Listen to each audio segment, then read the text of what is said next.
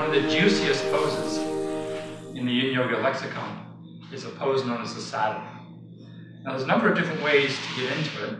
We talk about that in the other videos.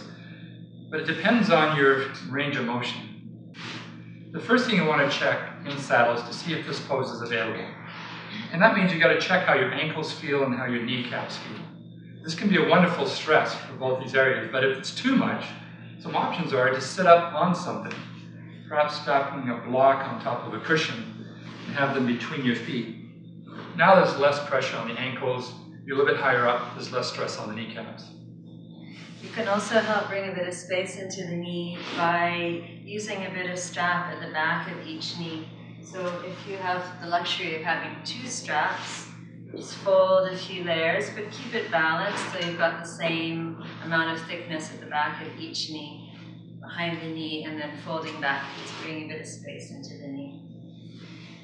Try not to use one strap across both, because then your knees will be locked together, and you want to give the body the freedom to move where it needs to go and not stress or risk harm into the body. If it's the ankles that are complaining, you can put a blanket underneath here.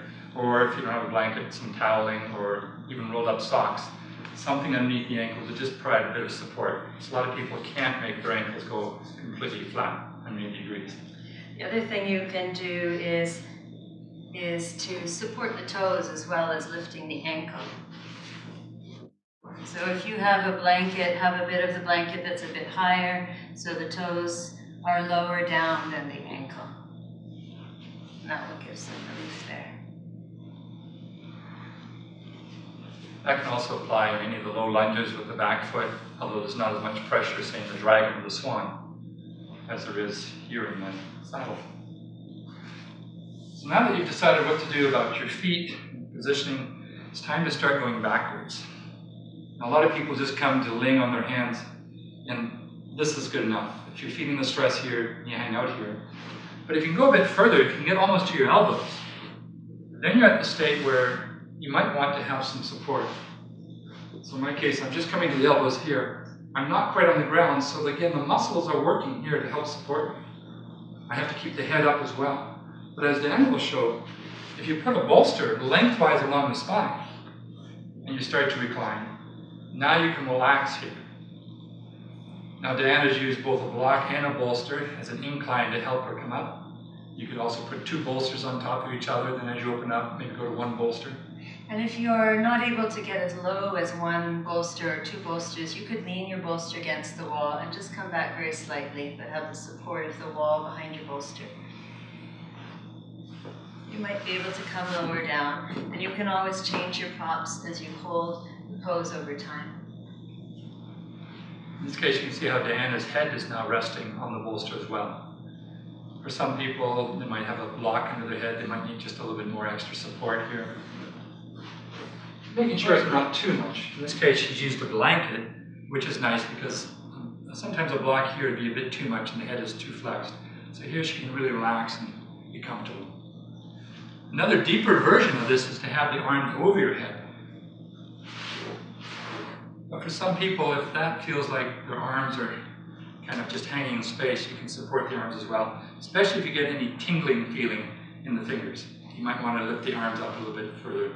Tingling is usually a sign that the nerve that innervates the arm, called the brachial plexus, is being compressed by the clavicle.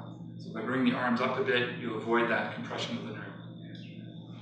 You can also use bolsters if you have plenty of bolsters under your arms, especially if that's not comfortable for your shoulders to have your arms coming down to the floor. So supporting your arms on piles of blankets or bolsters as well can help. For some people in the saddle, the knees come up, and often we're asked, where should my knees be? Well, it's not a question of where your knees should be, it's where your knees go to. The body will go to the place where it needs to go. But if you want, with the knees up in the air, you can add a little bit of support, again with a bolster, blankets. In this case, I'm using a rolled up yoga mat. And again, that allows the muscles to release, so you're not just hanging in space. If your knees are on the floor, and you've got a sandbag, it'd be nice to weigh down the front of the thighs with the sandbag.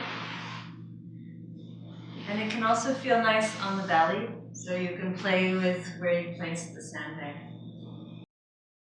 If you want a deeper back bend, you could sit up on height simply in order to give more of a focus in the spine when you come back. So you're up on height, so when you come down, you're going into a back bend. You can see how much more an arch Dan is now created by having the bolster underneath the sacrum.